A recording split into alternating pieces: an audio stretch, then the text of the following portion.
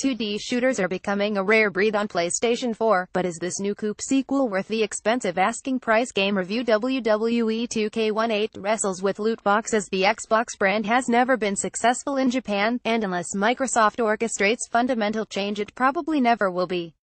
As a result, the consoles have become the preserve of only the most hardcore Japanese gamers, but a strange side effect of that is that the Xbox has also become a haven for Japanese 2D shooters. Raiden V was released on Xbox One more than a year ago, but now it appears on PlayStation 4 and PC in updated form.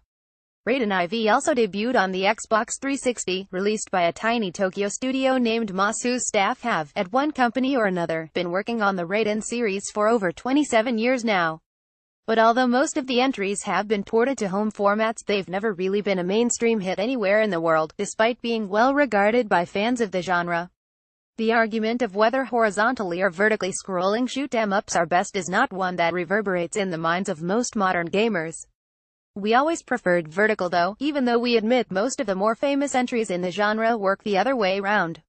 But the Raiden series is one of the best-known vertical scrollers, if not by name then via its signature giant swirly pink lock-on laser of death, which is also known by its shorter title of the toothpaste laser.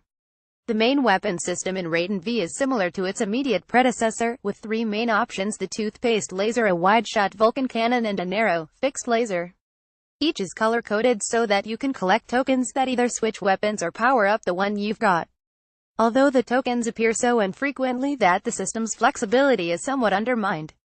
There is also a missile system, but this has to be locked in before you start, rather than you being able to change it later, which seems an unnecessary simplification. 2D shooters aren't exactly known for their progressive gameplay, but Raiden is old school even by the genre's own standards. It doesn't feature the hundreds of on-screen bullets and forgiving collision detection of its more modern peers, but instead a relatively small amount of neon-colored grapeshot. It's faster than most of its contemporaries though, and like previous games has the shocking idea to have enemies actually aim at you. There is no real artificial intelligence behind the game's enemies, but they do react to your movements and aren't just moving and firing on rails like most 2D shooters. What's brand new for Raiden V though is that instead of lives you have a health system, something that's scoffed at by most 2D shooter fans and is highly unusual in a hardcore game like this. But none of this makes as much difference as Moss would probably like to think, especially as much of the game verges on remake territory in terms of the level and boss design. Most shoot-'em-up sequels are guilty of this style of iterative repetition, but with a clear decade between this and the last sequel, that doesn't stop this feeling like a missed opportunity. The game's design is not entirely set in stone though, and while the primary scoring system is largely the same as ever, the quicker you shoot enemies the higher the score multiplier. There is also a cave-style combo meter that rewards you for downing enemies in quick succession. When combined, these encourage fast, aggressive play instead of skulking about at the bottom of the screen hoping nothing hits you. The final innovation, at least as far as Moss sees it, is the cheer system. This allows you to get updates on other people's games as you and they'd play along. If they do well, you can cheer them on so that a special bar fills up to give you access to a unique special attack. This is exactly as vague as it sounds, and not something you'd want to rely on in a fast-action arcade game like this. There isn't a long list of additions for this director's cut, but the ones there are do make a major difference. The first is new levels, which is obviously always welcome, but the other is the reinstatement of the series' famous two-player mode, which was inexplicably missing in the Xbox One version. It's offline only, and your ally is as likely to get in the way as anything else, but having the option back is great. Surprisingly, the normal difficulty level is fairly easy, compared to many of its peers, making this a suitable game for those looking to get into the genre for the first time. But instead, the barrier is the price, not the difficulty.